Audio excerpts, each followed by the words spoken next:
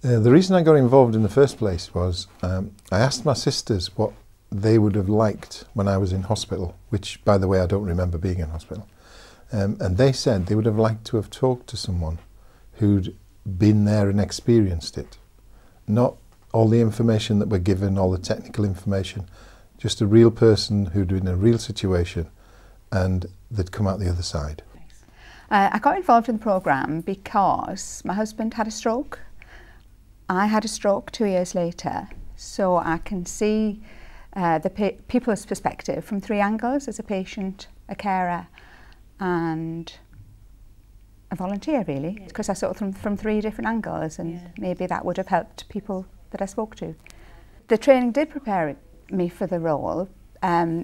We did a lot of work talking about our own experiences, which was very good because it kind of made you face the reality of that, if you like. And we're very supported by other people. It was interesting to hear how other people had coped with their experiences. The training, I was worrying going into that, but it was excellent. There was so many things that I realised. Other people, there were stroke people and different types of strokes and all different emotions and different things like that. Well, I have aphasia, so I went in. I must admit, I did think I might have a bit of a problem. Everything had been done simpler for aphasia as well. I did enjoy that. The training that we had was very good because it involved a lot of repetition. It was reinforced all the information we were given, and it was over a long enough period of time so that we really felt knowledgeable, informed and prepared before we actually went on the ward. It was really good. And the hospital visits, we come every week or every other week, it varies. But we're normally with patients about 40-45 minutes, and we see as many as who want to be seen. The time for the programme is when you're going into the ward, it depends. I don't think we can go in thinking, oh, we're only going for 10 minutes or whatever.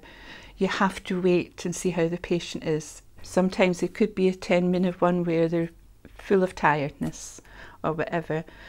It could be half an hour when somebody's got a lot to tell you.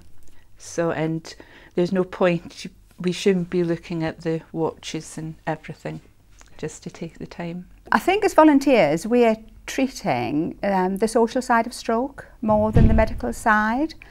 We are realistic but very positive with them. We can address post-stroke issues because all of us have been there and know what it feels like and how frightening it is. And we can sort of give some sort of insight as to what real life will be like once they're discharged from hospital. When I've met somebody in the ward, I normally always go back when people have been in for a long time because we get the good rapport with each other. And that's a nice thing, that you know that they're waiting for you. So it's just very nice. It's one of the things that I really want to do. So it sort of takes priority over everything else I do. You feel quite proud when people don't want to talk to people, but now they're chatting away to everybody because you get them to keep the humour. And it's, oh, that's fantastic when you see them starting to bloom. That's the best word for it. I know I've made a difference. What's different about the Stroke Support Volunteer Programme is it's patient driven. And I've had a stroke, and the patients appreciate the fact that I've had a stroke and I'm more or less recovered. I mean, sitting talking to me, you can't tell I haven't got a memory and I'm half blind. And I tell them I've had a stroke and they realise it is possible, not guaranteed, but it's possible to recover. I think it's made me come to terms, if you like, with my situation more because I've had to look it in the face and cope with it. Right. I do feel it's been quite useful for me to talk to other carers and to be realistic with them as to how it's going to be like when they leave hospital. What it's meant to me to be involved in this stroke support system is that it's given me a confidence to actually do something useful. I feel as if I've done something. It's given me so much, it gives a buzz when you just feel that it's something right. things I would never have done with going to the gym and aqua aerobics. I've abseiled.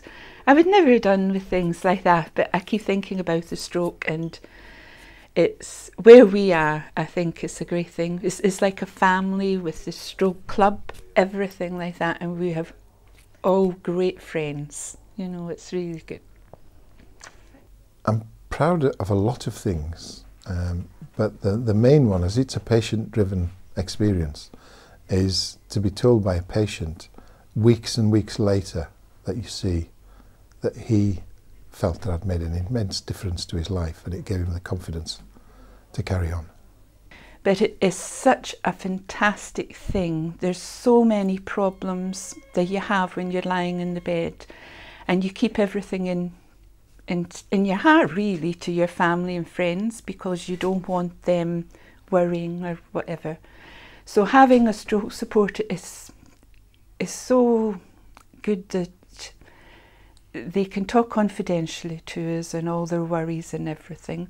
The one thing I think the programme needs, and I'm not even sure if it's possible, but I think it should be rolled out across the country and extended to after people have been discharged. But it works, so if it works, it should be dished out.